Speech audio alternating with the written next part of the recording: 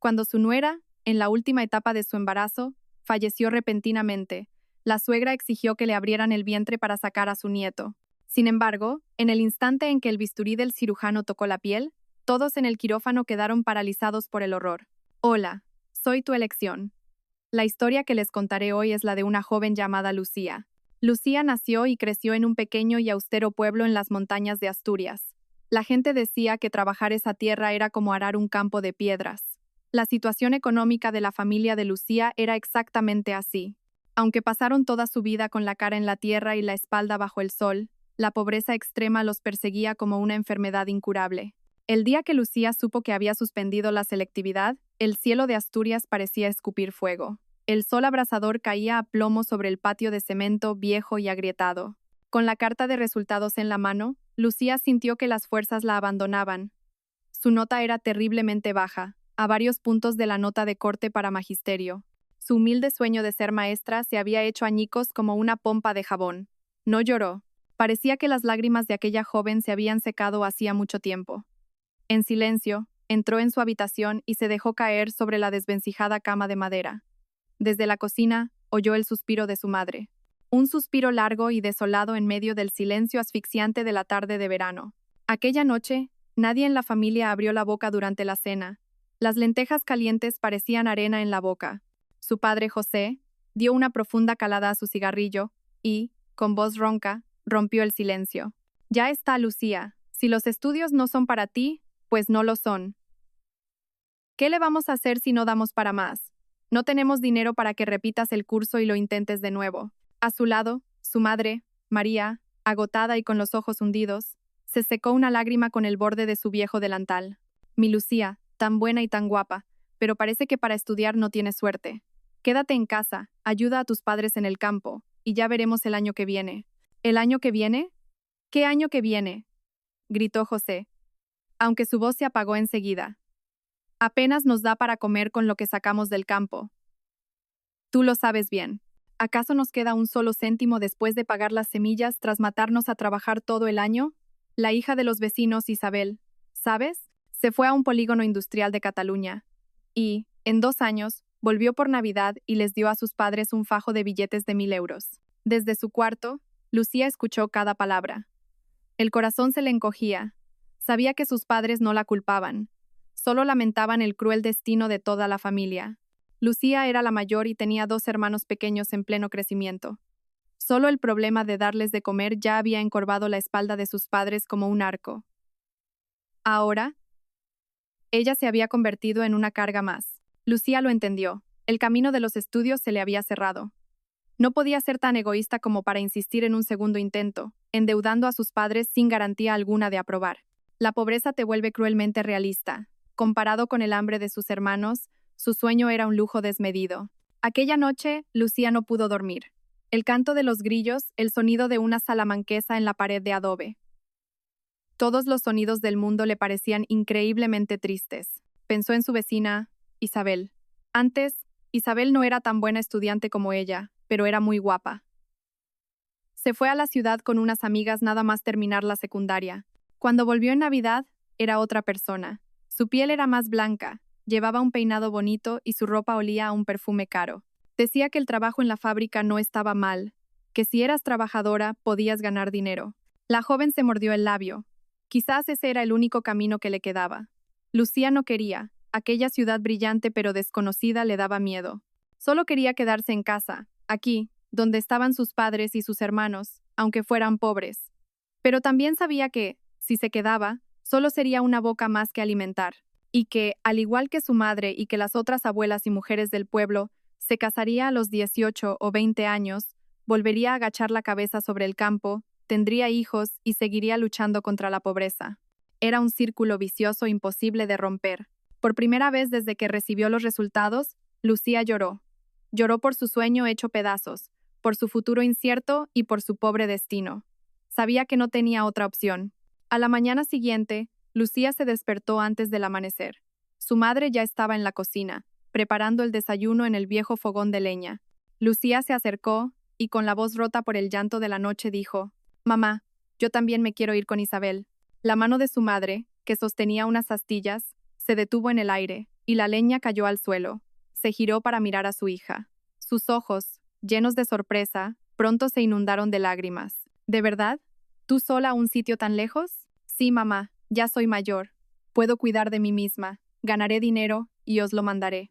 Tenéis que criar a mis hermanos. Si me quedo aquí, solo seré una carga. María la abrazó con fuerza y rompió a llorar. Sus sollozos rasgaron el silencio del alba. Hija mía, perdóname. Tu padre y yo no hemos sido capaces de darte una buena educación. No es culpa vuestra, mamá. Yo nunca os culparía. Lucía le dio unas palmaditas en la delgada espalda. A ella también le dolía el corazón como si se lo estuvieran cortando. Su padre, José, que había oído el ruido desde fuera, entró. Se quedó en silencio en el umbral de la cocina, observando a su mujer y a su hija, y suspiró profundamente. Si la niña lo ha decidido, dejémosla ir. Aquí solo le espera miseria. Quizás lejos su vida pueda cambiar. Pero, Lucía dijo, mirándola fijamente a los ojos con severidad, aquello es un lugar complicado, muy diferente a nuestro pueblo. Tienes que comportarte con decencia. ¿Entendido? No te dejes llevar por las amigas, ni por las vanidades, ni hagas tonterías. El dinero que ganes con esfuerzo es importante, pero tu honra es mucho más valiosa. Sí, papá, te lo prometo, nunca haré nada que os deshonre. Lucía asintió, conteniendo a la fuerza las lágrimas que querían brotar. Así se decidió. Lucía le pidió a su madre que fuera a casa de los vecinos a preguntar cuándo volvía Isabel. Por suerte, se iba la semana siguiente. María recorrió todo el pueblo y a duras penas consiguió pedir prestados 500 euros, que le entregó a Lucía. Eran para el billete y los primeros gastos. Le preparó una maleta con su ropa más vieja, un paquete de avellanas tostadas por ella misma y un par de botes de pimientos en conserva, por si la comida de allí no le gustaba. Durante esa semana, Lucía se despidió de familiares y vecinos. Todos la miraban con lástima y le daban toda clase de consejos. Una chica tan guapa como tú tiene que tener mucho cuidado allí. No te dejes engañar por los sinvergüenzas. Trabaja duro, pero cuida también tu salud. Aquellos consejos eran una muestra de cariño, pero también sonaban como una advertencia sobre un futuro que ni ella misma podía imaginar. El día que Lucía se fue, caía una fina llovizna sobre Asturias.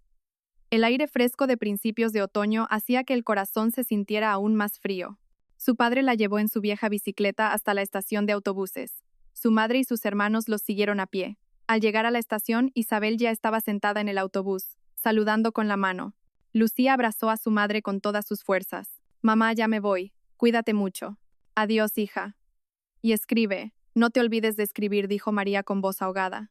Lucía se volvió hacia su padre. José, sin decir palabra, le acarició la cabeza. Su mano áspera temblaba. Vete ya, que el autobús arranca. Lucía subió al autobús. No se atrevió a mirar atrás. Sentía que si lo hacía, perdería el valor para marcharse.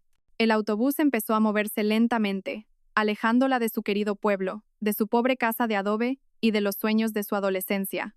El autobús traqueteó durante toda la noche. Lucía, sentada junto a la ventanilla, miraba la oscuridad impenetrable de fuera. A su lado, Isabel dormía profundamente, sin que ella se diera cuenta de cuándo se había quedado dormida. Lucía no podía conciliar el sueño. El miedo a lo desconocido, la preocupación por sus padres, la pena por su propia situación, un torbellino de emociones se agitaba en el corazón de la joven. Sabía que, a partir de mañana, tendría que afrontarlo todo sola.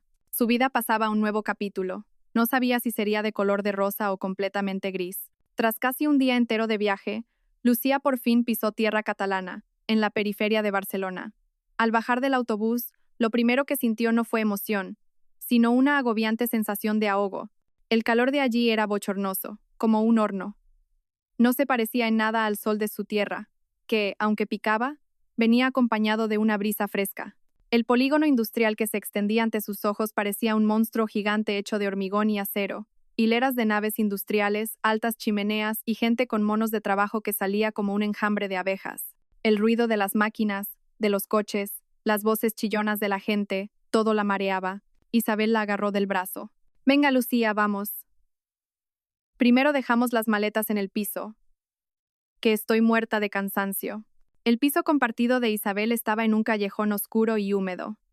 Eran edificios bajos de una sola planta, pegados unos a otros. La habitación de Isabel apenas tendría 10 metros cuadrados, Pero allí vivían 4 chicas. Sus cosas estaban esparcidas por todas partes, y la ropa colgada de cualquier manera. Un viejo ventilador en el techo giraba sin fuerza, incapaz de enfriar el calor que desprendía el tejado de Uralita. Por esta noche duermes con nosotras. Mañana te ayudaré a buscar trabajo. Aquí es fácil encontrar. Con el título de la ESO es suficiente, dijo Isabel. Su acento ya tenía un deje de la ciudad. Lucía dejó en silencio su maleta en un rincón. La primera cena en tierra extraña fue un plato precocinado del supermercado. Estaba insípido y frío, pero se obligó a tragarlo. Aquella noche, las 4 chicas durmieron apretujadas en 2 camas juntas. Lucía no pudo pegar ojo por el calor, la cama extraña y los ronquidos de sus compañeras. Al día siguiente, Isabel llevó a Lucía a la fábrica de componentes electrónicos donde trabajaba. El encargado de personal echó un vistazo a sus papeles. La examinó de arriba abajo y asintió. Empiezas mañana, un mes de prueba. El trabajo de Lucía consistía en sentarse en una cinta transportadora y ensamblar piezas electrónicas minúsculas. 10 horas al día, sentada en el mismo sitio, con los ojos fijos en circuitos diminutos. Le dolía la espalda, los hombros se le cargaban y los ojos le ardían. Los primeros días, la encargada, una mujer de mediana edad con el ceño siempre fruncido, le echó una bronca tremenda por ser lenta. ¿Así vas a trabajar? ¿Dónde tienes los ojos? Si sale una pieza defectuosa, nos lo descuentan del sueldo a toda la línea. Lucía bajaba la cabeza y pedía perdón en voz baja. Se sentía torpe y desorientada. Algunas de sus compañeras más veteranas, compadecidas, le enseñaban, pero otras murmuraban que la paleta era más lenta que una tortuga. La vida transcurría así. Se levantaba a las 6, desayunaba a toda prisa un trozo de pan, entraba a las 7, a las 12 comía el insípido menú del comedor de la fábrica, salía a las 5, y para cenar, otro plato precocinado o algo que cocinaban rápidamente entre todas. Después de ducharse y lavar la ropa, ya eran las 10 de la noche. Caía en la cama como un peso muerto. El día que cobró su primer sueldo, después de descontar la comida, el alquiler y sus gastos, le quedaron casi 800 euros. Corrió a una oficina de correos y se lo envió todo a su madre. Con el resguardo del giro en la mano, Lucía se sentía feliz y triste a la vez. Feliz por poder ayudar a sus padres con el dinero que había ganado por primera vez con sus propias manos, y triste porque en ese dinero no solo había sudor, sino también todo tipo de humillaciones y penas. Pero fue precisamente allí donde la sencilla belleza de la joven asturiana empezó a brillar. Aunque vestía un mono de trabajo holgado, no podía ocultar su piel blanca, sus grandes ojos negros y su sonrisa dulce. Isabel tenía razón. Lucía era muy atractiva. Su piel clara parecía genética. Ni siquiera el duro trabajo en el campo la había bronceado. Pronto, su nombre empezó a sonar entre los trabajadores de la fábrica de al lado. A la hora de comer, siempre sentía miradas furtivas sobre ella. A veces, un chico más atrevido chocaba con ella a propósito al pasar, dejaba caer algo y buscaba una excusa para hablarle. Los encargados y jefes de equipo también empezaron a fijarse en ella. Pasaban por su línea con cualquier pretexto y, a veces, con una voz mucho más suave que la que usaban con los demás, le hacían preguntas triviales. Lucía, ¿es muy duro el trabajo? ¿De dónde eres para ser tan guapa? Sus compañeras de piso empezaron a bromear. Qué suerte tiene nuestra Lucía. Pronto será la reina de la fábrica. Pero ten cuidado con los encargados, que son unos lobos. Lucía se limitaba a sonreír tímidamente. En su interior, no se sentía en absoluto halagada. Aquellos piropos y miradas solo la ponían más en guardia. Las palabras de su padre el día de su partida resonaban en sus oídos. Tienes que comportarte con decencia. Su único objetivo ahora era trabajar duro y enviar dinero a su familia. El amor era una historia demasiado lejana para ella. Ni siquiera se atrevía a pensar en ello. No sabía que el destino le estaba preparando un encuentro que cambiaría su vida de una forma que jamás habría imaginado. El tiempo en el polígono industrial pasó volando. Pasaron 2 años, y la ingenua chica de pueblo, Lucía, se había convertido en una operaria experta. Ya no recibía broncas de la encargada por su lentitud. En la cinta transportadora, sus manos se movían con rapidez y precisión. Se había acostumbrado al calor sofocante, a la comida insípida de la fábrica y a los piropos de los hombres. El apodo de la reina de la fábrica todavía la seguía. Después de 2 años lejos de casa, la belleza de la joven asturiana parecía haberse profundizado. Su piel seguía siendo blanca, pero en su mirada ya no había la timidez ni el miedo de antes. En su lugar había un aire tranquilo y pensativo. Tenía muchos pretendientes, desde jóvenes operarios que merodeaban por la puerta de su piso hasta encargados y jefes de equipo que intentaban seducirla con todo tipo de artimañas. Pero Lucía los rechazaba a todos por igual. Nunca había olvidado la advertencia de su padre. Además, los hombres que la rodeaban le parecían o demasiado superficiales o demasiado agresivos. Ninguno le inspiraba confianza. Su compañera de piso, Isabel, chasqueaba la lengua. Lucía, ¿eres tonta? Si te lías con un encargado con dinero, te olvidas de pasarte la vida sentada en esta cinta. Si sigues con esa cabezonería de pueblo, solo vas a sufrir. Lucía, al oír eso, solo sonreía con tristeza, sin decir nada. Ella sabía lo que quería. No necesitaba riquezas. Solo quería una vida tranquila. El destino llamó a su puerta una tarde en la que llovía a cántaros. La empresa entera estaba haciendo horas extras para cumplir con un pedido urgente. Tuvieron que trabajar hasta las 10 de la noche. Cuando terminaron, llovía como si estuvieran vaciando cubos de agua. Ninguna de sus compañeras de piso había traído paraguas, así que estaban atrapadas en la puerta de la fábrica, esperando a que escampara. El camino desde la fábrica hasta su barrio de pisos obreros era bastante largo y pasaba por una zona oscura y solitaria, sin apenas farolas. Maldita sea, ¿cuándo va a parar de llover? ¿Cómo vamos a volver? Se quejó Isabel, abrazándose los hombros. Justo en ese momento, un hombre salió de la fábrica de al lado. Llevaba un mono de trabajo gastado y en la mano un chubasquero azul. Se acercó a Lucía y a sus amigas y, rascándose la cabeza, dijo con voz tímida: «Oye, ¿todavía no os habéis ido?» Isabel lo miró con fastidio. «Con la que está cayendo, ¿cómo nos vamos a ir? ¿Acaso tienes una solución?» El hombre pareció un poco desconcertado por la brusquedad de Isabel. Miró a Lucía y le tendió el chubasquero. Tengo un chubasquero. Sí, esta chica», dijo, señalando a Lucía. «Se lo pone. La puedo llevar en la moto. Y luego vuelvo a por las demás. Es que si os quedáis aquí esperando, se os va a hacer muy tarde». Lucía levantó la vista y lo miró. Era la primera vez que se fijaba bien en él. Era un hombre muy corriente, sin nada que llamara la atención. De complexión normal, piel morena y un rostro sencillo que denotaba una vida de trabajo duro. Recordaba haberlo visto un par de veces en el comedor. Se llamaba Javier y trabajaba en el equipo de mantenimiento, reparando las máquinas. Isabel soltó una carcajada. «Vaya, ha llegado el héroe. ¿Y cómo piensas llevarnos a todas?» «Vamos a esperar un taxi, así que no te preocupes». Javier se rascó la cabeza, aún más avergonzado. A estas horas es difícil encontrar un taxi. Y ese camino es oscuro, es peligroso que vayáis solas. O si no, que Lucía se ponga el chubasquero y yo voy andando al lado con la moto, para que vayáis seguras. Como soy un hombre, no me importa mojarme un poco. La forma en que la llamó Lucía, con tanto respeto, y su disposición a caminar bajo la lluvia solo para acompañarlas, le transmitió a Lucía una sensación muy diferente. Otros hombres solo querían acercarse a ella y coquetear, ansiosos por llevarla a algún sitio. Pero la mirada de este hombre era honesta y directa.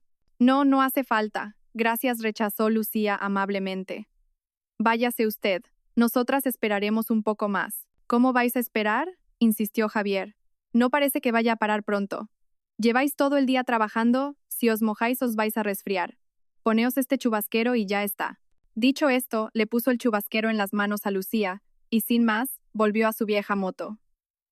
La arrancó y avanzó a la velocidad más lenta posible, al lado de las chicas que caminaban. No dijo nada más. Simplemente, caminó a su lado en silencio. Su moto, como un guardaespaldas mudo, iluminaba el oscuro camino con su tenue luz amarilla. Cuando llegaron a su barrio, Javier estaba empapado, temblaba de frío. Lucía se quitó rápidamente el chubasquero para devolvérselo. «Muchas gracias, estás completamente mojado. Vas a coger un resfriado. Entra rápido en tu casa». Javier solo sonrió con sencillez. «No es nada. Venga, entrad vosotras, yo ya me voy». Arrancó la moto y desapareció en la lluvia. Aquella noche, Lucía no dejaba de pensar en la sonrisa sencilla y la mirada honesta de Javier. Isabel le susurró: «Ese chico Javier lo conozco. Es un buenazo. Dicen que su padre murió joven y que vive solo con su madre. Lleva mucho tiempo trabajando aquí y es muy trabajador, pero por alguna razón no sale de pobre. Lucía, ese está interesado en ti». Lucía sintió que se le encendían las mejillas. Era el primer hombre que no le inspiraba desconfianza. Desde aquella noche de lluvia, Javier empezó a aparecer más a menudo en la vida de Lucía. pero su presencia no era ruidosa ni insistente. No se abría paso a codazos entre la gente en el comedor para flirtear con ella. Simplemente la observaba desde un rincón, y, si sus miradas se cruzaban, sonreía tímidamente y se rascaba la cabeza. Su forma de cortejarla era tan sencilla como su personalidad. No tenía dinero para flores ni regalos caros. Lo demostraba todo con acciones. A primera hora de la mañana, Lucía a veces encontraba un cartón de leche colgado del pomo de la puerta, con una nota escrita a toda prisa: «No te saltes el desayuno, que te hará daño al estómago». Cuando Lucía hacía el turno de noche, en el momento de mayor cansancio, aparecía Javier y le daba un vaso de chocolate caliente. «Lo he preparado yo. Mi madre dice que ayuda a dormir bien». Una vez, Lucía pasó una semana entera con una tos seca que no se le iba ni con medicamentos de la farmacia. Un día, Javier le trajo un pequeño frasco de cristal. Dentro había una especie de jarabe casero de miel y limón. «Lo ha preparado mi madre. Pruébalo, dice que es bueno para la tos». Cuando el sabor dulce y cálido del remedio le alivió la garganta, a Lucía se le llenaron los ojos de lágrimas de emoción. Se dio cuenta de que aquello no era un simple coqueteo, sino un interés sincero. Sus compañeras de piso volvieron a bromear. «Uy, qué empalagoso. ¿Quién regala remedios caseros en estos tiempos?». Pero la verdad, Lucía, parece que Javier va en serio. Incluso Isabel, después de observarlo un tiempo, asintió. «Parece un buen chico. Es pobre, pero tiene buen corazón. Si te casas con él, no serás rica, pero te querrá de verdad. Los encargados esos solo te ven como un juguete». Lucía empezó a abrir su corazón. Aceptó la invitación de Javier para tomar un café un día de fiesta. No fueron a una cafetería elegante, sino a un modesto bar de barrio. Javier le habló de su vida. Su padre había muerto joven por una enfermedad. Su madre viuda, Carmen, lo había criado sola, trabajando en un puesto del mercado. Decía que su madre había sufrido toda la vida, y que su mayor sueño era ahorrar lo suficiente para construirle una casa decente y casarse con una buena mujer que le diera un par de nietos, para que pudiera disfrutar de su vejez. Cuando Javier hablaba de su madre, sus ojos brillaban de una forma especial. Lucía vio en él el amor filial y la solidez que tanto tiempo llevaba buscando.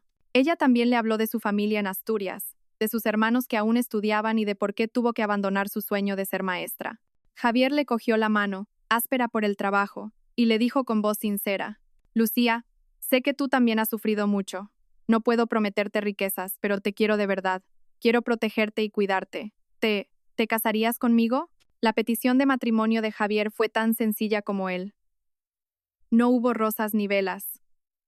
Solo dos corazones que se sentían atraídos el uno por el otro, sentados en un humilde bar de barrio. Lucía miró los ojos sinceros de Javier. Había estado esperando esas palabras. No necesitaba riquezas. Solo necesitaba un hombre que la quisiera de verdad y con quien poder compartir la carga de la vida. Asintió. Las lágrimas brotaron de sus ojos. «Sí, quiero. Pero mi familia es muy pobre. Mis padres en el pueblo no han hecho más que sufrir». Javier se apresuró a secarle las lágrimas. «No digas tonterías. Te quiero a ti por ser tú. Me caso contigo, no con el dinero de tu familia. Querer a tus padres es algo bueno. Ahora tus padres también son mis padres. Saldremos adelante juntos». La noticia de que Lucía tenía novio corrió como la pólvora por toda la fábrica. Muchos hombres se lamentaron, y algunos maliciosos comentaban: «Una chica tan guapa como Lucía tiene que estar ciega para rechazar a todos los tíos con dinero y elegir a un muerto de hambre como ese». Pero a Lucía no le importó. Se sentía la persona más feliz del mundo. Rápidamente escribió una carta a sus padres en Asturias para darles la noticia. Sus padres se alegraron al saber que su futuro yerno era bueno, respetuoso con sus mayores y, aunque pobre, muy trabajador. Javier llevó a Lucía a conocer a su madre. El piso donde vivían madre e hijo era un poco más grande que el de Lucía, pero estaba impecablemente ordenado. La madre de Javier, Carmen, era una mujer de aspecto agradable y muy habladora. Desde el primer momento en que vio a Lucía, le cogió las manos con fuerza y le sonrió radiante. «Así que tú eres Lucía. Mi Javier no para de hablar de ti. Qué ganas tenía de conocerte. Pero bueno, si eres una santa caída del cielo, mi hijo debe de haber hecho algo muy bueno en otra vida para merecerte». La calidez de Carmen disipó todas las preocupaciones de Lucía. Con voz tímida dijo: «Hola, señora. Le he traído un pequeño detalle de mi tierra». «Ay, mujer, no tenías por qué. Ya somos familia. Ven, siéntate. Mi Javier es muy bueno, pero un poco lento. Tendrás que tener paciencia con él. Que una chica como tú vaya a ser mi nuera. No sabes qué alegría me da. Yo con tener una nuera buena y formalita como tú, ya no pido más». La cena de presentación transcurrió en un ambiente inmejorablemente cordial. Carmen no paraba de ponerle comida en el plato a Lucía mientras bromeaba sobre su hijo. Este parece un poco soso, pero tiene un corazón de oro. Por su madre mata, y seguro que por su mujer hará lo mismo. A ver si ahorráis un poco y me dais un nieto pronto. Yo os lo cuido en casa. Al oír la palabra nieto, los ojos de Carmen brillaron. Lucía bajó la cabeza y sonrió. Sus mejillas se tiñeron de rojo. La boda de Lucía y Javier se celebró poco después. Fue la boda humilde de dos obreros. Invitaron a sus amigos de la fábrica y a los vecinos del barrio y prepararon unas pocas mesas. Fue todo. Los padres de Lucía también se endeudaron para hacer el largo viaje desde Asturias y celebrar la boda de su hija. Ver que su hija se había establecido con una buena familia política les quitó un gran peso de encima. Tras la boda, Lucía empezó a vivir con Javier y su suegra en el pequeño piso. Todo empezó a volverse incómodo. El piso de apenas 30 metros cuadrados era demasiado pequeño para 3 adultos, pero Lucía no se quejó ni una sola vez. Entendía la situación de su nueva familia. Al contrario, se volvió aún más diligente. Al volver del trabajo, se ponía a limpiar y a cocinar inmediatamente. A Carmen le daba mucha pena ver a su nuera así. La detenía. Hija, estarás cansada después de todo el día trabajando. Deja eso. Ya lo hago yo. La nuera de esta casa ha venido para que la quieran, no para trabajar. Carmen sentaba a Lucía y le daba masajes en los hombros. Sé que es un sacrificio vivir los dos en este cuartucho. A mí también me sabe mal. Entonces Javier intervino. ¿Y si ahorramos un poco más durante unos años y pedimos un préstamo a la empresa para comprar un pisito, mamá? Carmen se quedó pensativa. Sabía que con los ajustados sueldos de la pareja, tardarían una eternidad en poder comprar una casa. Miró a su guapa y buena nuera, que estaba pasando apuros junto a su hijo. Sintió lástima. Pensó que ella ya era mayor, que no sabía cuándo se iba a morir y que tenía que dejarles a sus hijos un hogar decente. Una noche, los reunió y les dijo seriamente: he tomado una decisión. Voy a vender la vieja casa del pueblo. No sirve para nada tenerla ahí cerrada. Es mejor venderla. Javier se sorprendió. No, mamá, esa es la casa que nos dejó papá. ¿Cómo la vas a vender? Los recuerdos se guardan en el corazón, no en las casas, dijo Carmen, haciendo un gesto con la mano. Si tu padre viviera, haría lo mismo que yo. Hay que cuidar de los vivos, no de una casa vacía. Voy a poner el dinero de la venta y todo lo que he ahorrado. Con eso, mirad a ver si podéis comprar un pisito aquí, cerca de vuestros trabajos. Lucía se quedó de piedra. No esperaba que su suegra hiciera un sacrificio tan grande por ella. Suegra, ¿cómo vamos a aceptar? Ese es su dinero. Mi dinero es vuestro dinero, sonrió Carmen con dulzura. Yo ya soy vieja, no tengo en qué gastarlo. Con tener un sitio donde vivir con vosotros y mis nietos, me basta. No discutáis y haced lo que os digo. Dicho y hecho. Carmen fue inmediatamente a su pueblo a arreglar la venta. Al ser una casa vieja en un pueblo remoto, no sacó mucho dinero, pero juntándolo con los ahorros de toda su vida, consiguieron comprar a duras penas un pequeño piso de 50 metros cuadrados. El día que se mudaron a la nueva casa, Lucía lloró. Por primera vez en su vida, iba a vivir en una casa limpia y decente que era suya. El piso era pequeño, con solo 2 habitaciones, pero era increíblemente acogedor. Carmen ocupó una habitación y la pareja, la otra. Carmen fue personalmente al mercado a elegir cada plato y cada cubierto. Incluso compró una bonita cuna y la colocó en un rincón de la habitación, sonriendo con picardía. La he comprado por adelantado. A ver si os dais prisa en convertir a esta abuela en una abuela de verdad. Lucía se sentía la mujer más afortunada del mundo. Tenía un marido bueno que la adoraba. Tenía su propia casa. Y, sobre todo, tenía una suegra que la trataba como a una hija. Una vida de color de rosa parecía abrirse ante ella. La vida en el nuevo piso transcurría como un sueño. Tras tantos años de dificultades, aquel lugar era para Lucía un verdadero hogar. La casa era pequeña, pero bajo el cuidado de Carmen, estaba siempre impecable. Cada día, la pareja iba a trabajar al polígono, y Carmen se encargaba de la casa. Se levantaba temprano para prepararles un desayuno caliente. Cuando volvían del trabajo, Lucía y Javier encontraban la mesa puesta con una cena abundante. Carmen quería a Lucía más que a una hija propia. Decía que su hijo Javier, por ser hombre, podía aguantar un poco de sufrimiento, pero que Lucía era el tesoro de la casa y no debía pasar ninguna fatiga. No le dejaba tocar la colada, la limpieza ni el fregado. Lo hacía todo ella sola. Ya tienes bastante con el trabajo en la fábrica. En casa tienes que descansar. De las tareas ya me encargo yo. Tu misión es comer bien, dormir bien y darme un nieto pronto. Cada vez que su suegra le decía eso, Lucía se sonrojaba y sonreía tímidamente. Javier se rascaba la cabeza. Mamá, no digas esas cosas, que Lucía se avergüenza. Ya te ayudaremos nosotros. ¿Ayudar en qué? Carmen miraba a su hijo con cariño. Tu trabajo es querer a tu mujer y tratarla bien. Me parece que Lucía está muy delgada y tiene mala cara. Aliméntala bien. Yo ya soy vieja y no me queda mucho, y mi sueño es tener un nieto en brazos. Venga, vosotros dos, daos prisa. Como Carmen era una persona directa que no ocultaba lo que pensaba, el ambiente en casa siempre era alegre. Lucía sentía el amor infinito que su suegra le profesaba. Se prometió a sí misma que le correspondería 100, 1000 veces más. Cada mes, al cobrar, le daba a su suegra dinero para los gastos de la casa, y con lo que le quedaba, una parte la enviaba a sus padres en Asturias y otra la usaba para comprarle a escondidas a su suegra ropa nueva, vitaminas o un pañuelo.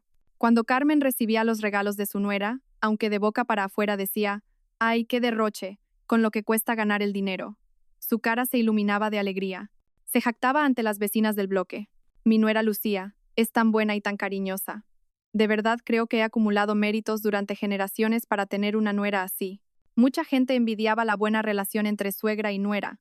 Su vieja amiga Isabel, que a veces venía de visita y veía a la suegra traerle un zumo de naranja a la nuera y a la nuera darle un masaje en los hombros a la suegra, negaba con la cabeza. Lucía, de verdad parece que te ha tocado la lotería. ¿Dónde se encuentra una suegra así hoy en día? Es como una madre de verdad. Lucía solo sonreía. Sabía la suerte que tenía. El amor de Javier y el cuidado de su suegra habían sanado todas las heridas y el dolor que había sufrido. Agradecía en secreto al cielo por esa recompensa. No necesitaba riquezas. Le bastaba con tener una familia tan unida. Carmen esperaba un nieto cada día. Iba a escondidas a que le echaran las cartas y preparaba todo tipo de remedios caseros y caldos que le hacía beber a Lucía. Esto te fortalece el cuerpo y ayuda a quedarse embarazada. Aunque aún no había noticias, ya estaba comprando cosas de bebé. La cuna que había comprado el día de la mudanza ya estaba llena de pañales y ropita de bebé de colores. Tejía a mano gorritos y manoplas de lana. Al ver el anhelo de su suegra, Lucía sentía una mezcla de ternura y presión. Ella también lo deseaba con todas sus fuerzas. Quería tener un hijo para completar la familia y cumplir las expectativas de su suegra. Y la feliz noticia que toda la familia esperaba llegó. Menos de un año después de mudarse a la nueva casa, a Lucía se le retrasó la regla, se sentía cansada y con náuseas. Con el corazón en un puño, compró un test de embarazo. Aparecieron 2 líneas claras. Con las manos temblorosas, corrió al salón para decírselo a su suegra. Suegra, suegra, creo que estoy embarazada. Carmen, que estaba limpiando unas verduras, se levantó de un salto y la cesta se le cayó al suelo. ¿Qué? ¿De verdad? Sí, mire, 2 líneas. Lucía le tendió el test. Carmen se lo arrebató y lo miró con los ojos entornados. Cuando se convenció, abrazó a Lucía con fuerza y empezó a dar saltos como una niña. ¡Ay, Dios mío! Voy a tener un nieto. Javier, vas a ser padre. Se echó a llorar de alegría. Corrió a encender una vela ante una estampa de un santo y rezó entre murmullos. Aquella noche, en cuanto Javier volvió del trabajo, su madre le gritó: «Tu mujer está embarazada. Vas a ser padre». Javier se quedó paralizado unos segundos y luego corrió hacia su mujer, la abrazó con fuerza, la levantó en brazos y dio vueltas con ella. «Mi mujer, qué campeona. Voy a ser padre. Gracias». La casa era una fiesta. A partir de ese momento, Lucía se convirtió oficialmente en el tesoro de la familia. El cuidado que Carmen le había prodigado hasta entonces se multiplicó por 10. A la mañana siguiente, Carmen sentenció: «A partir de mañana, dejas el trabajo». Lucía se sorprendió. «¿Qué? ¿Por qué, suegra? Si estoy bien en el trabajo, y ya es fácil para mí». «¿Fácil? ¿Qué va a ser fácil?», dijo Carmen, agitando la mano. «¿Acaso es un trabajo fácil respirar todo ese polvo? Ahora llevas en tu vientre al tesoro de esta familia, a mi nieto. No puedes exponerte a nada perjudicial. Te quedas en casa. El dinero ya lo traerá Javier, y si su sueldo no llega, ya pongo yo. Tu única misión es comer, dormir y cuidar de ese embarazo». Lucía se sintió un poco culpable. Quería seguir trabajando para poder enviar dinero a sus padres, pero ante la firmeza de su suegra, no se atrevió a contradecirla. Javier también la apoyó. «Mamá tiene razón. Tú descansa en casa. Yo haré más horas extras. Con lo que yo gano es suficiente. Ya has sufrido bastante. Ahora te toca disfrutar. Así, Lucía dejó de trabajar. Su vida ahora giraba en torno a comer y dormir. Carmen parecía tener una energía inagotable. Se iba al mercado de madrugada a elegir el pescado y las verduras más frescas. El menú de cada día nunca se repetía. Un día, caldo de gallina con hierbas, otro, pichón estofado, incluso platos exóticos y caros que, según decían, eran buenos para las embarazadas. No dejaba que Lucía ni siquiera se sirviera un vaso de agua. Tú quieta. Si necesitas algo, llama a mamá. Si te mueves, es malo para mi nieto. Incluso aprendió en algún sitio una tabla de gimnasia para embarazadas y obligaba a Lucía a hacerla. Cada noche le preparaba un baño de pies con agua caliente y le daba masajes para aliviarle el cansancio. Javier, al ver la escena, sentía una mezcla de gratitud y vergüenza hacia su mujer y su madre. Mamá, si la mimas tanto, se va a malacostumbrar, decía. Carmen fulminaba a su hijo con la mirada. Lleva a mi nieto en su vientre, claro que tengo que cuidarla. Tú dedícate a ganar dinero. Y como a ellos dos les falte de algo, te enterarás. Con tanto amor de su suegra, Lucía se sentía como una reina. Sin embargo, en medio de tanto cuidado, empezó a darse cuenta de algo. Toda la atención de Carmen parecía centrarse exclusivamente en el bebé que llevaba en su vientre. Le hablaba más a su barriga que a ella. Mi niño, tienes que estarte quietecito ahí dentro. La abuela hará que mamá coma mucho para que crezcas sano y fuerte. Además, Carmen hablaba con especial insistencia de tener un hijo varón. Volvió de que le echaran las cartas toda emocionada. La adivina me ha dicho lo mismo que yo pensaba. Con esa barriga tan puntiaguda, la piel que se te ha puesto, y esas ganas de comer cosas ácidas, seguro que es un niño para que le dé un bastón a esta abuela. ¿Y si es una niña, suegra?, preguntó Lucía sin pensar. Carmen se detuvo un momento y luego sonrió. Una niña también es mi nieta, pero es mejor que el primero sea un niño, ¿no crees? Javier es hijo único. Tiene que haber un varón para que continúe el apellido. Pero no te preocupes, que por tu aspecto, sé que vas a tener un niño. Lo dijo como si nada, pero sin saberlo, sus palabras sembraron una pequeña semilla de ansiedad en el corazón de Lucía. Empezó a tener miedo. Miedo de no tener el hijo varón que su suegra tanto deseaba. Miedo de que, si era una niña, la felicidad que ahora disfrutaba no durara. Los 10 meses pasaron entre las fervientes expectativas de Carmen. El día que Lucía se puso de parto, Carmen estaba más nerviosa que la propia pareja. Preparó a toda prisa la bolsa con las cosas del bebé que tenía lista desde hacía meses. Apresuró a Javier para que llamara a un taxi y llevara a su mujer al hospital.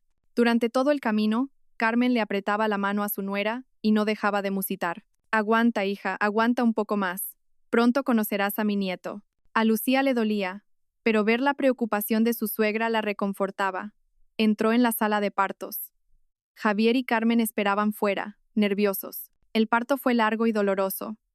Después de examinarla, el médico dijo que el bebé era un poco grande y que la pelvis de Lucía era estrecha, por lo que podría ser necesaria una cesárea. La palabra cesárea preocupó a Carmen. Doctor, ¿no puede ser un parto natural? Una cesárea es mala para el cuerpo de mi nuera. ¿Y si luego le cuesta tener el segundo? El médico la miró y dijo, ahora mismo la prioridad es la seguridad de la madre y del bebé. De momento, vamos a esperar. Finalmente, tras más de 10 horas de lucha, hubo signos de sufrimiento fetal y se decidió practicar una cesárea de urgencia. Javier firmó la autorización con mano temblorosa. Carmen juntaba las manos y rezaba a todos los santos. La luz del quirófano se encendió y la espera fuera se hizo eterna. Por fin, la puerta del quirófano se abrió y una enfermera salió con un bebé envuelto en una toquilla. Carmen y Javier corrieron hacia ella. ¿Cómo ha ido? ¿Están bien la madre y el bebé? La enfermera sonrió. Enhorabuena, la madre y el bebé están perfectamente. Es una preciosa princesita de 3-5 kilos. Preciosa princesita. Las palabras resonaron con claridad. Javier se quedó un momento en blanco y luego sonrió radiante. ¿Una niña? ¡Qué bien! Una niña también es estupendo.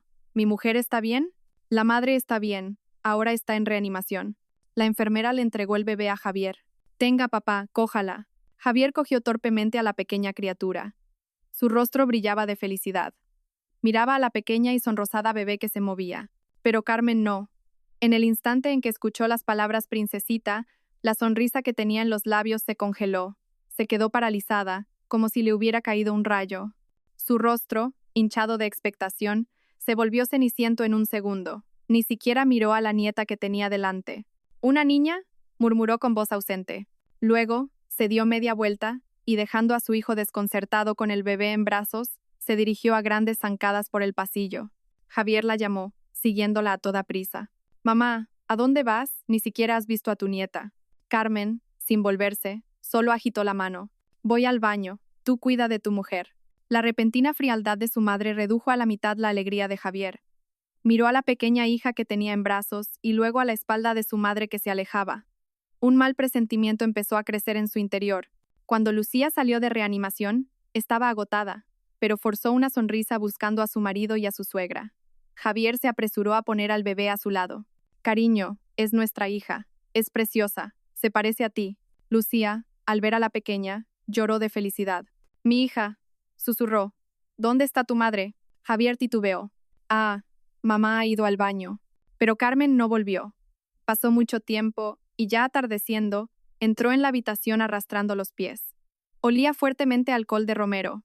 No se acercó a la cama de Lucía, no le preguntó cómo estaba, no miró a su nieta. Simplemente dejó en silencio un termo sobre la mesilla, se dejó caer en una silla en un rincón de la habitación y se quedó mirando fijamente por la ventana. Aunque estaba débil, Lucía notó que algo iba mal. «Suegra, ¿está cansada?» Carmen no respondió de inmediato. Un buen rato después, soltó a regañadientes. «Sí, un poco. Tú descansa». Aquella noche, Carmen no dijo ni una palabra más. Se quedó sentada en silencio, como una estatua de piedra. Javier estaba ocupado con el papeleo y comprando algo de comida para su mujer. Lucía, tumbada en la cama, con su pequeña hija durmiendo a su lado, observaba en la penumbra la espalda silenciosa de su suegra. Sintió que la felicidad que acababa de alcanzar se desmoronaba de repente. El miedo vago que había sentido durante todo el embarazo se convertía ahora en una realidad palpable, simplemente porque había tenido una hija.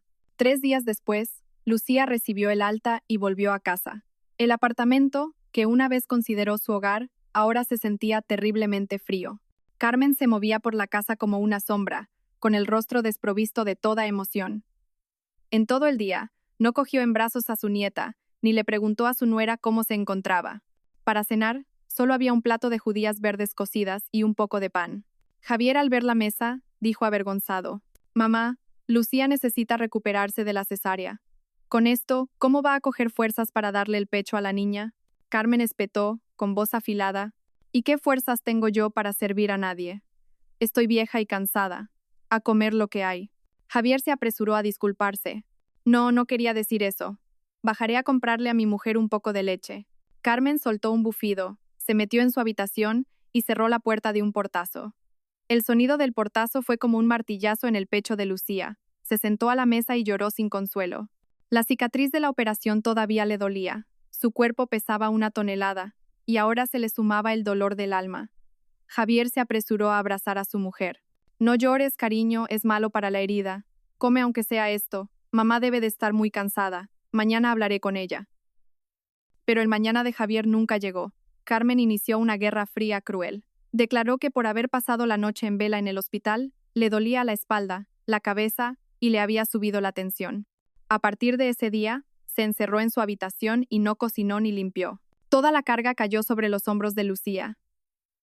Javier trabajaba todo el día en la fábrica. Lucía, en casa, tenía que cuidar de su herida supurante y de su hija recién nacida. A la niña le pusieron de nombre Ana. Quizás sintiendo la tensión del ambiente, lloraba día y noche sin parar.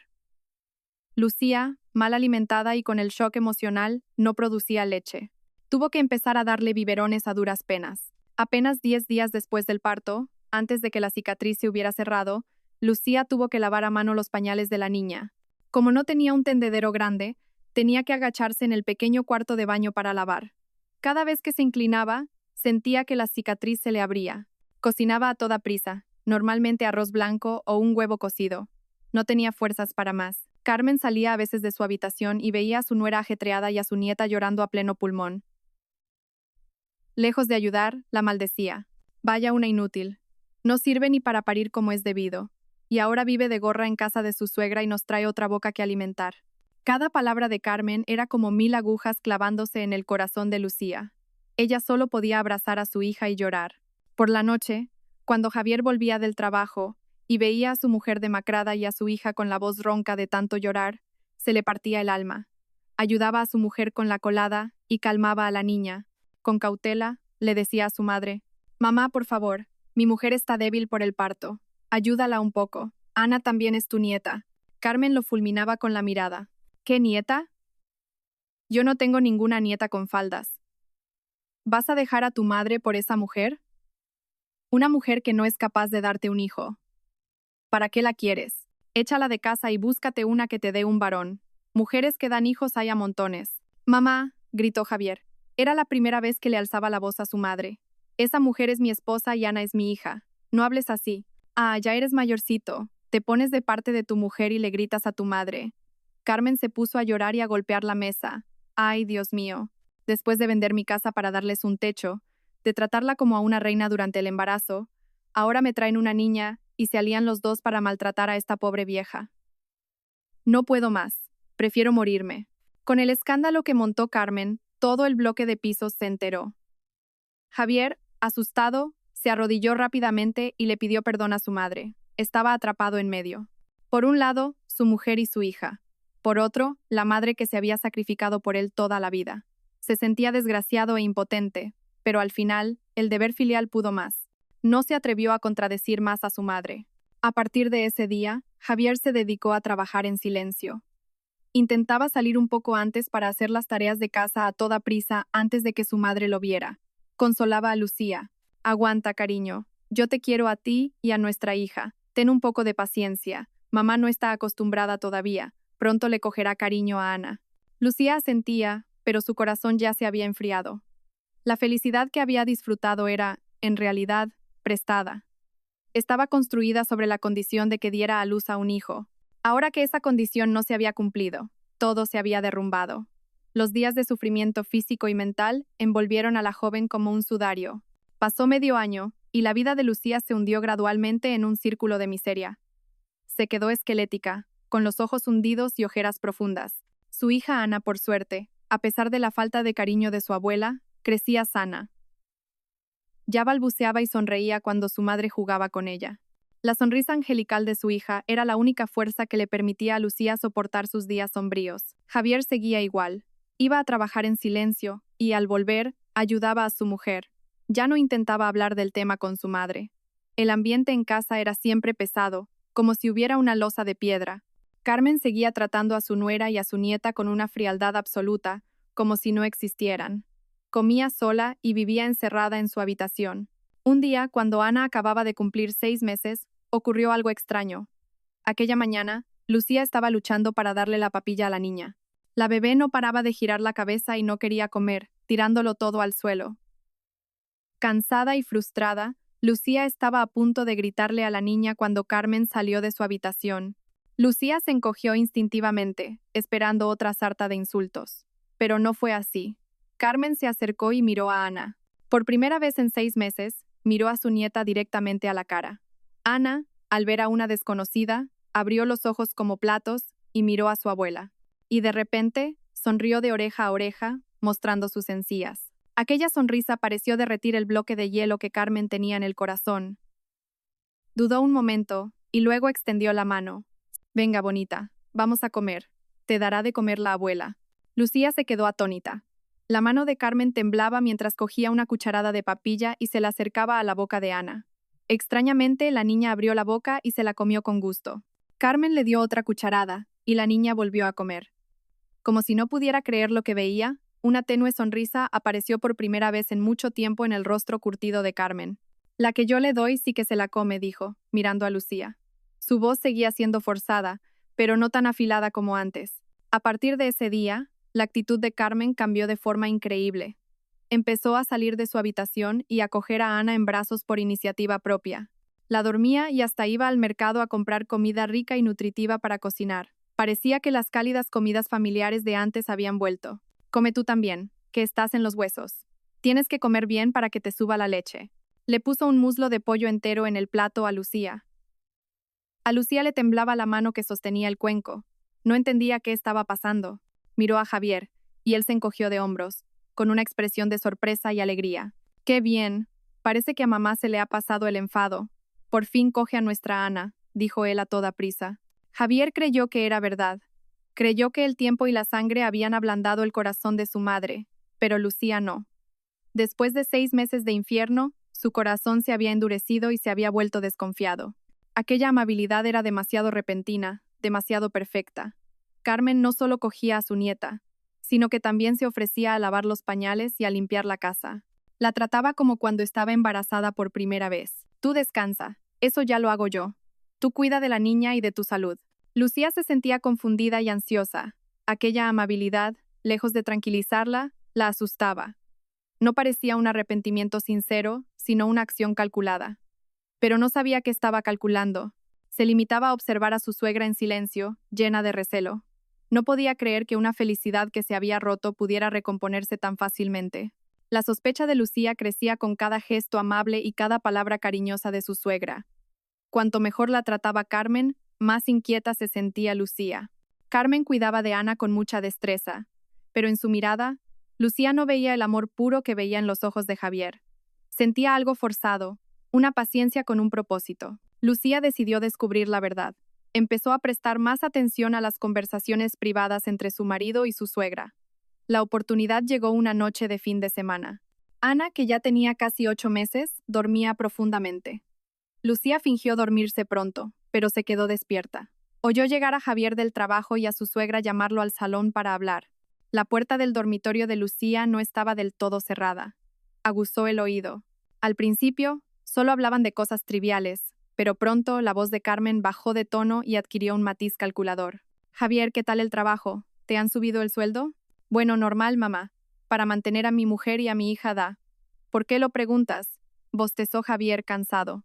Es que con solo una niña de esta generación en casa, la casa se siente muy vacía, suspiró Carmen. Javier se rió. ¿Vacía? Si Ana no para de hacer ruido en todo el día. No, no me refiero a eso. Carmen hizo una pausa y luego fue al grano. Javier, escúchame bien. Al fin y al cabo, tenemos una hija. Las hijas cuando crecen se casan y se van a casa de otro. En nuestra familia, tú eres hijo único, y tu hijo sería el heredero. ¿Cómo vamos a estar sin un varón que continúe el apellido? Javier guardó silencio. El aire en el salón se volvió pesado. Carmen continuó susurrando como si fuera un secreto. He estado viendo que Lucía ya se ha recuperado del todo, y Ana ya está más grandecita, yo puedo cuidarla. Así que, ¿por qué no intentáis tener un segundo? Lucía contuvo la respiración. El corazón le latía con fuerza. Javier titubeó. Mamá, acabamos de tener una y apenas nos apañamos. Además, Lucía tuvo una cesárea y el médico dijo que tenían que pasar unos años. Por Dios. Lo cortó Carmen. ¿Vas a creer al médico o a tu madre? Antiguamente yo tuve 3 hijos en 3 años, uno detrás de otro, y no pasó nada. Hay que tenerlos seguidos para que salga el varón. ¿Esperar unos años? Para entonces yo ya seré vieja. ¿Cómo voy a cuidar de un bebé? Además, si lo tenéis ahora y sale un niño, será una bendición para la casa. Y si sale otra niña, pues se tiene otro, y así hasta que salga el niño. Al oír esas palabras, Lucía sintió un frío glacial recorrerle el cuerpo. Todo se hizo añicos. Ahora lo entendía todo. La amabilidad de Carmen, su cuidado de Ana, todo era una farsa.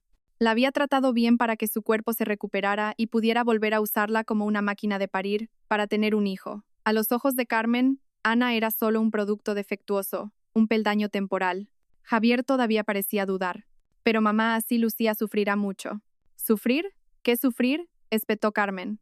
Es tu mujer y la nuera de esta casa. Darme un nieto es su obligación. Tú, como hombre, tienes que ser firme. ¿No has visto a los vecinos? Todos van con sus hijos varones en brazos, orgullosos. Y yo, cuando salgo a la calle, la gente murmura que en esta casa se ha acabado la estirpe. ¿No piensas en tu madre? Javier se calló. La palabra deber volvió a pesar sobre sus hombros. Lucía, en la cama, se mordió los labios hasta sangrar. Ya no le salían lágrimas. Lo había entendido todo. Durante los últimos 6 meses, había sido un peón en el tablero de ajedrez de su suegra. Aquella falsa amabilidad era más aterradora que el desprecio y los malos tratos, porque ocultaba una conspiración para arrastrar su vida a otra tragedia.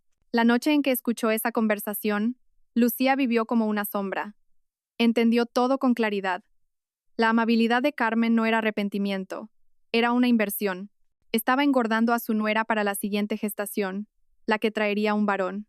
El corazón de Lucía se había enfriado tanto que ya no sentía dolor, solo quedaban el vacío y el miedo. Empezó a ver a Javier con otros ojos. Ya no era el marido cariñoso y fiable del que se había enamorado. Era el hijo de su madre. Un hombre indeciso, atado por el deber filial, dispuesto a sacrificar a su esposa para complacer a su madre. Javier también pareció sentir esa distancia. Evitaba la mirada de su mujer, sin saber qué hacer. Sabía lo que su madre quería, y aunque se sentía culpable, ya había consentido tácitamente.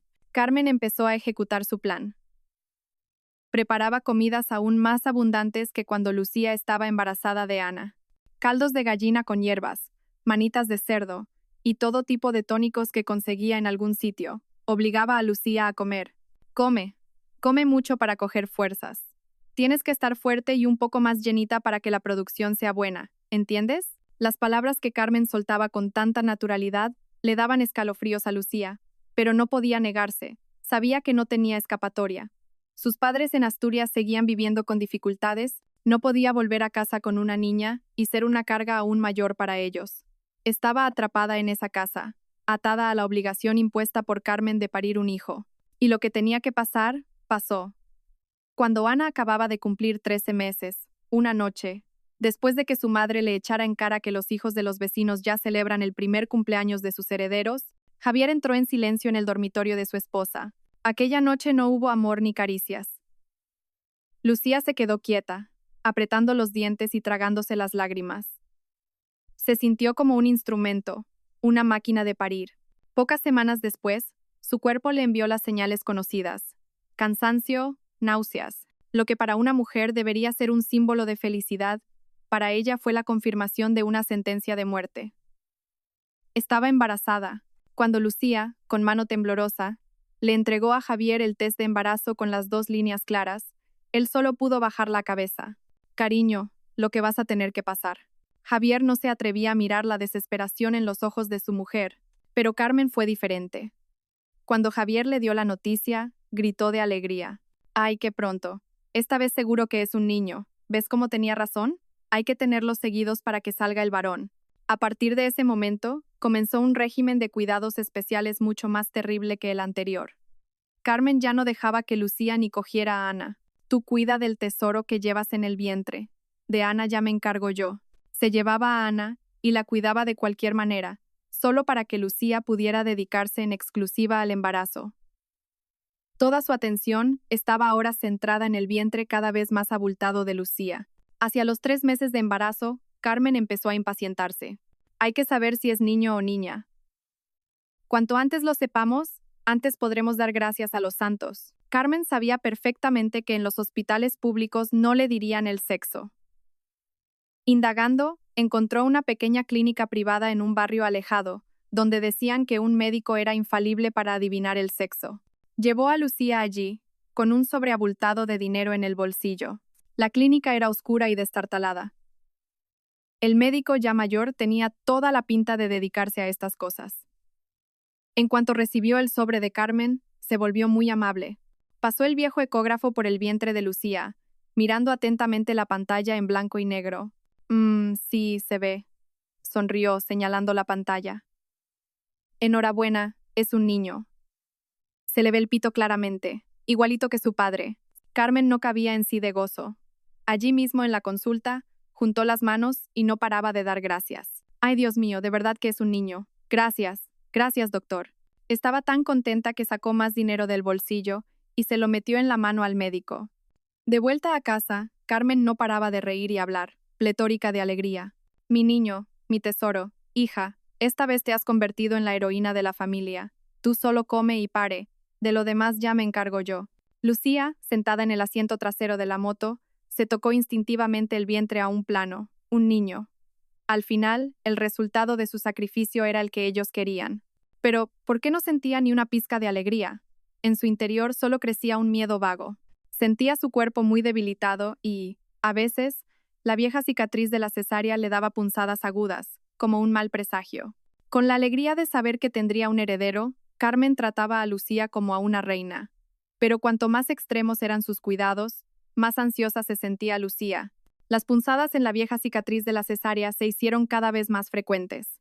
Con voz preocupada, le dijo a Javier: «Cariño, me duele mucho la cicatriz. ¿No podríamos ir a un hospital grande a que me hagan otra revisión? Esa clínica privada no me dio ninguna confianza. Javier, preocupado por su mujer y queriendo asegurarse de la salud de su hijo, asintió.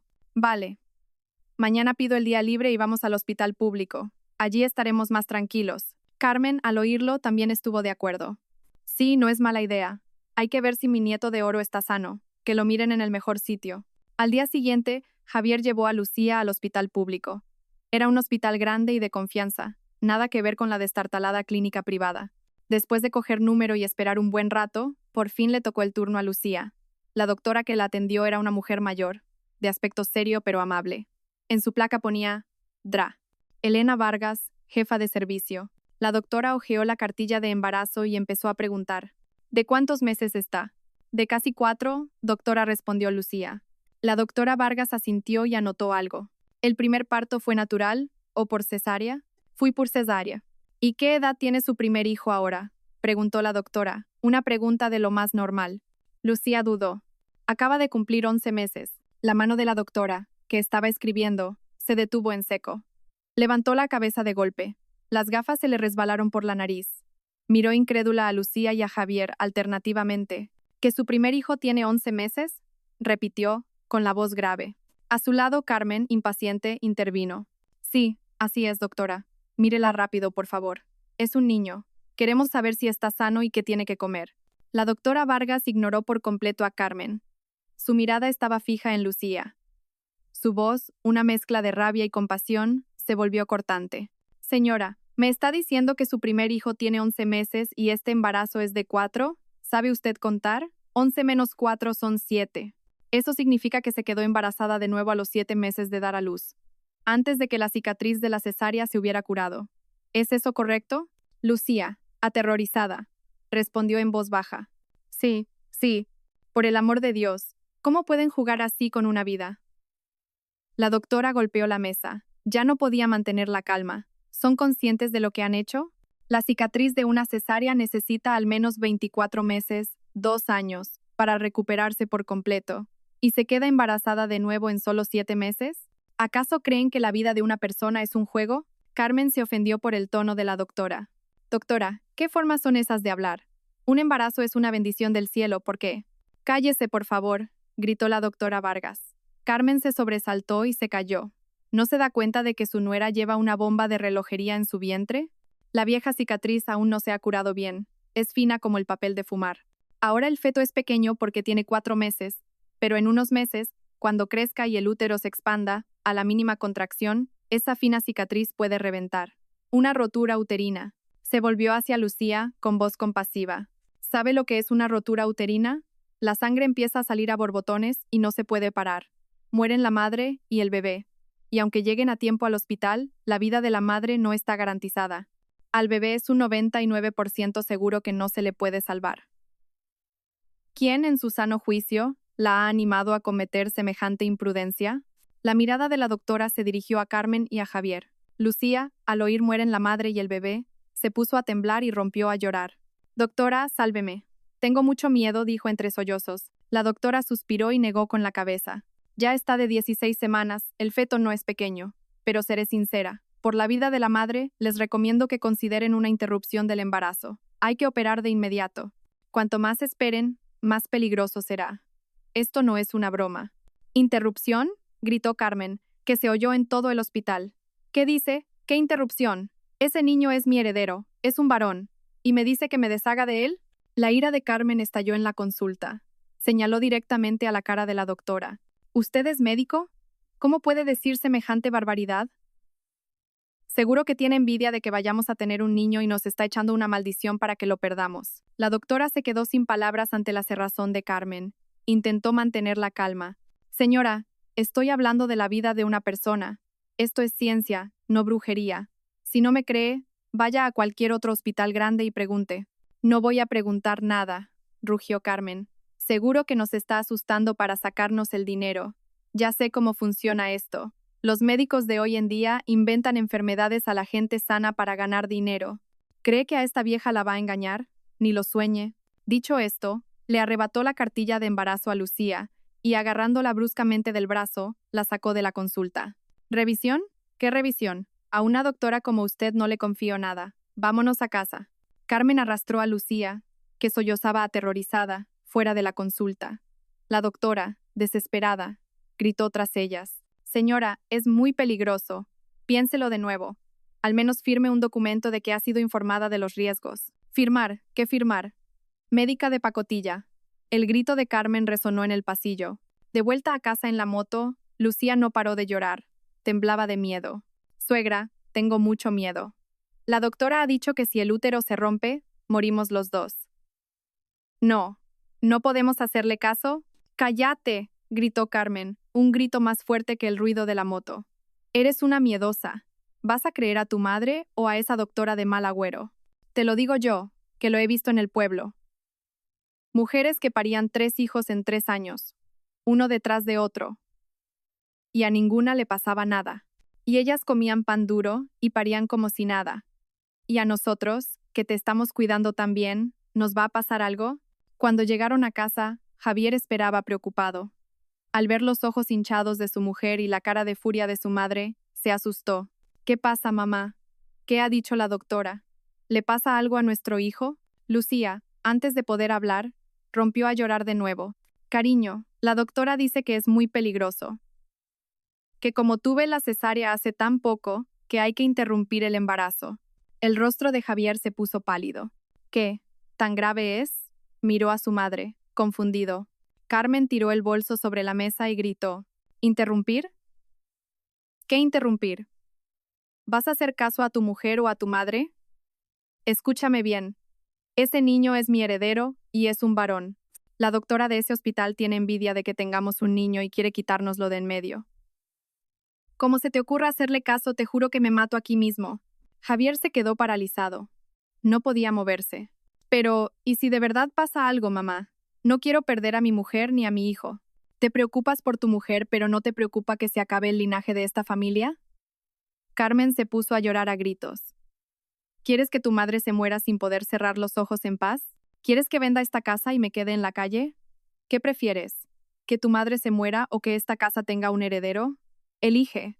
Carmen jugó su última carta. Sabía que su hijo era indeciso y que, si lo presionaba con la muerte y el deber filial, nunca se atrevería a desobedecerla. Javier bajó la cabeza. Sus hombros se hundieron. Aquel hombre bueno se había derrumbado por completo. No se atrevió a enfrentarse a su madre. Se volvió hacia Lucía y con voz impotente, dijo, «Cariño, seguro que la doctora solo nos estaba asustando. Mamá también tiene parte de razón. Las mujeres de antes tenían muchos hijos y no les pasaba nada. Si te cuidas y comes bien, no pasará nada. Interrumpir el embarazo. Pobrecito el niño». Las palabras de Javier fueron como un cuchillo que cortó la última y tenue esperanza que le quedaba a Lucía. Supo que ya nadie la salvaría. Hasta su marido se había puesto del lado de su madre, eligiendo la vida de su hijo nonato a cambio de la suya. Ya no lloró más. Se le habían secado las lágrimas.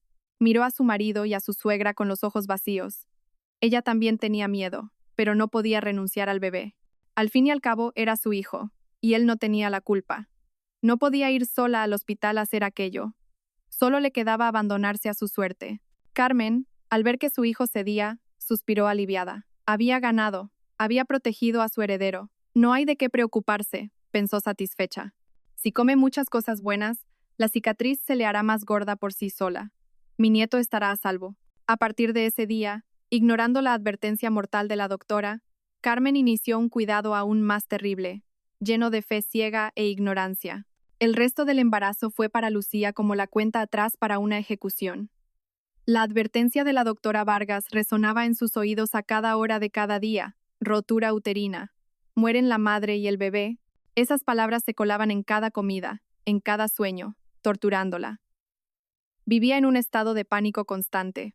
Incluso los movimientos del bebé en su vientre, al que Carmen llamaba su tesoro, la sobresaltaban. Cada vez que el niño daba una patada o se movía, ella contenía la respiración, temiendo que la frágil cicatriz reventara.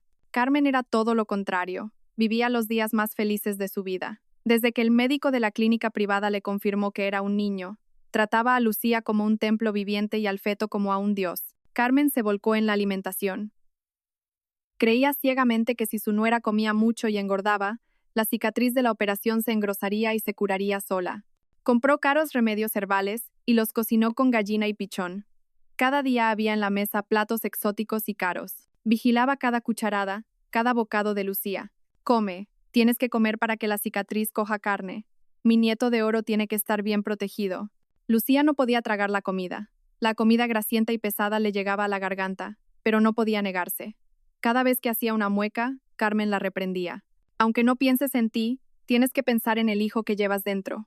Él es la vida de esta familia. Como le pase algo, tu madre se morirá sin poder cerrar los ojos. Aquella alimentación forzada no hizo que Lucía estuviera más sana. Cada vez estaba más débil. Su cuerpo no asimilaba los nutrientes. Su cara estaba pálida y su cuerpo hinchado. Y entonces ocurrió lo peor. El dolor en la vieja cicatriz ya no era una punzada ocasional. Se convirtió en un dolor sordo y constante, una sensación de tirantez y quemazón, como si alguien le estuviera pasando una cuchilla de afeitar por dentro. Con voz temblorosa, Lucía le dijo a Javier: «Cariño, me duele mucho. La cicatriz me duele todo el día. Tengo mucho miedo». Javier miró a su mujer. Su corazón también era un nudo. Veía cómo su mujer se debilitaba y se consumía, pero estaba atrapado en la cárcel de deber filial y fe ciega que su madre había construido. Solo podía cogerle la mano y ofrecerle un consuelo vacío. «Aguanta, cariño. ¿Será que el niño está creciendo y te aprieta? Mamá dice que si comes bien, se te pasará. Ya falta poco para el parto. Un último esfuerzo». Javier ya no se atrevía a llevar a su mujer al hospital. Tenía miedo. Miedo de que otro médico dijera lo mismo. Miedo de que su madre montara otro escándalo. Optó por ignorar la realidad y dejar la vida de su mujer en manos de la suerte y de la experiencia de su madre. Finalmente, llegó el día fatídico. A principios del 9º mes de embarazo, una madrugada, mientras su hija Ana, que ya tenía 16 meses y empezaba a caminar, dormía, Lucía se despertó de un sobresalto. Un dolor agudo, como una puñalada, le atravesó la vieja cicatriz. No era como las contracciones del parto de Ana. No era un dolor que iba y venía. Era un dolor desgarrador, constante e intenso. Todo el bajo vientre se le puso duro como una piedra y le ardía. Lucía gritó.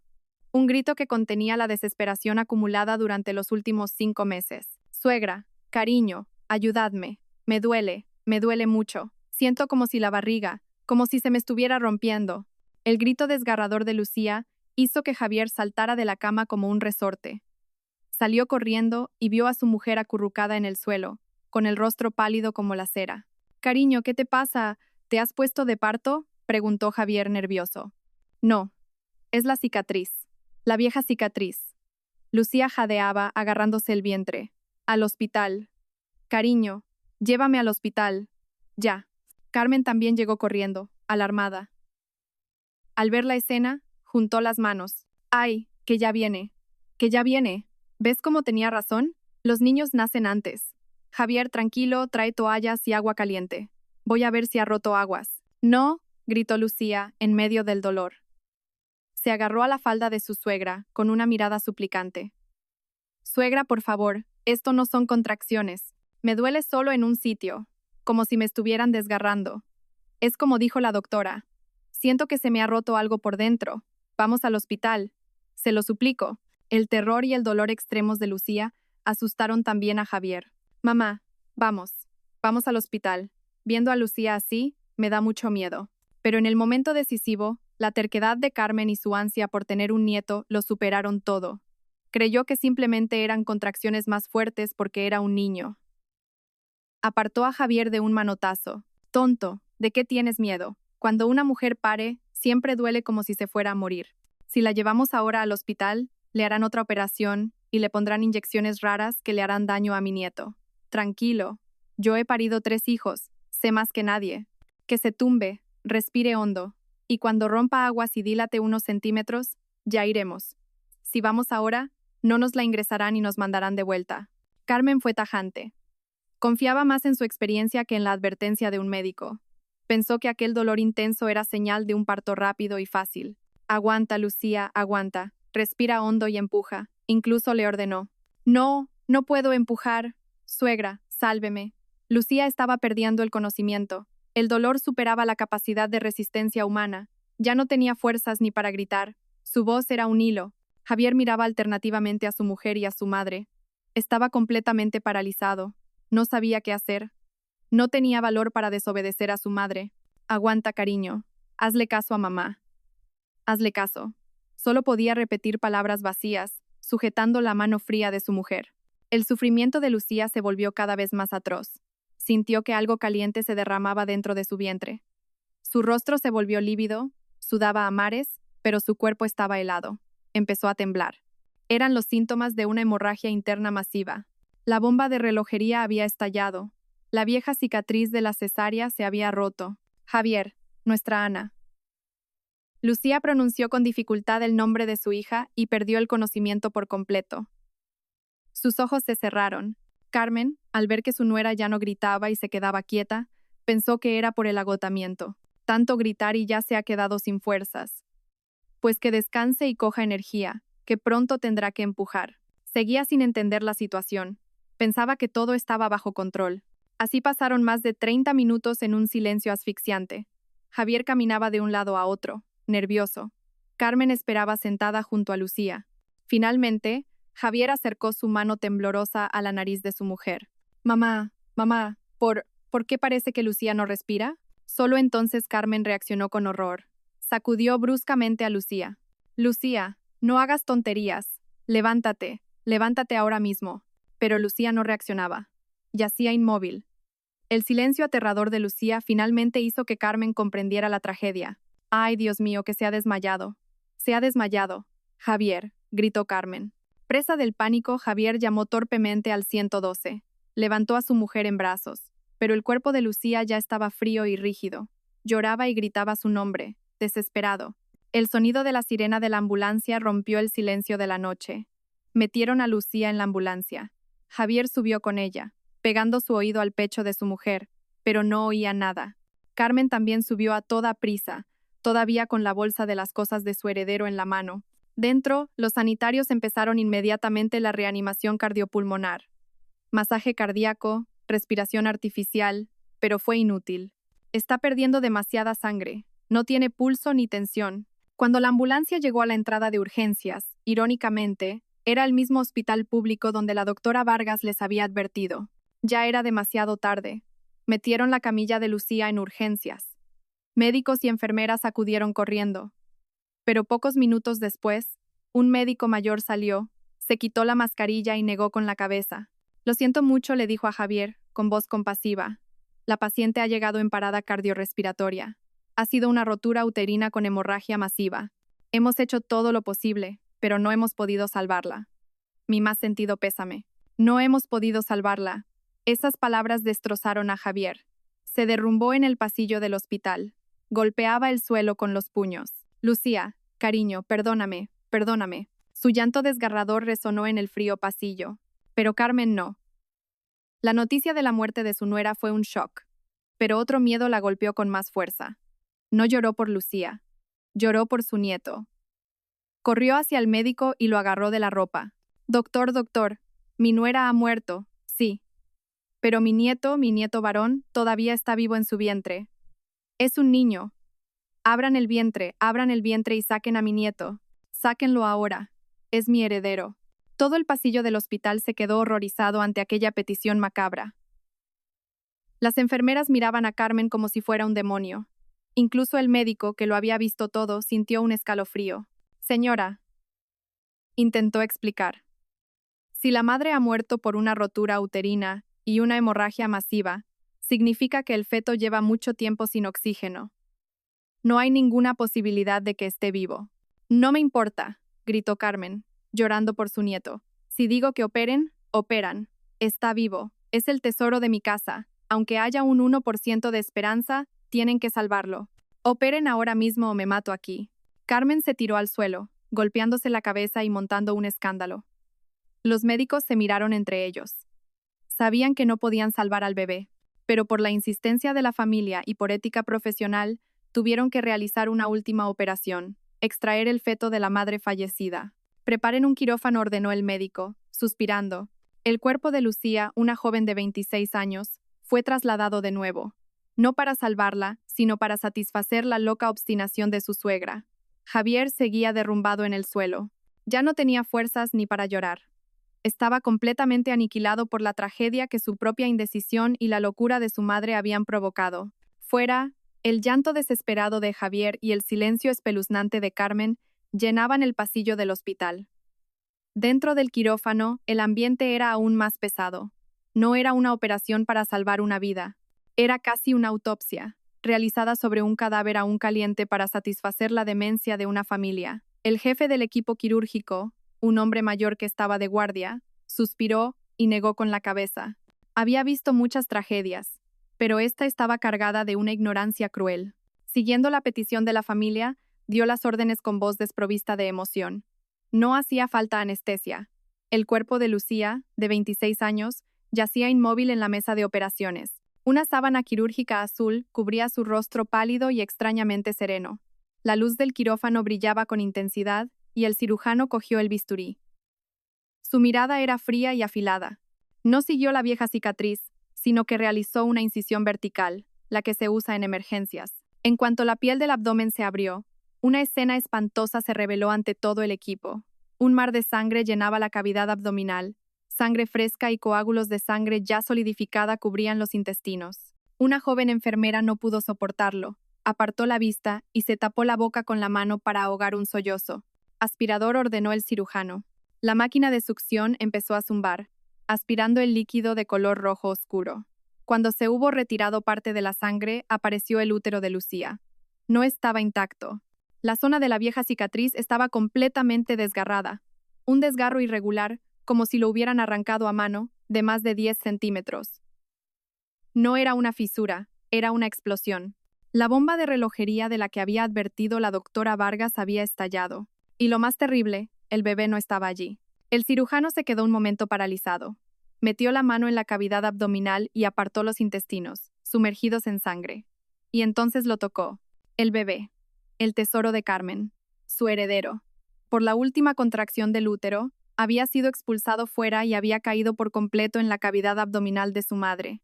El feto flotaba, acurrucado, en el mar de sangre, habiendo sido empujado hasta casi el diafragma, cerca del estómago. El cordón umbilical estaba fuertemente enroscado. Dios mío.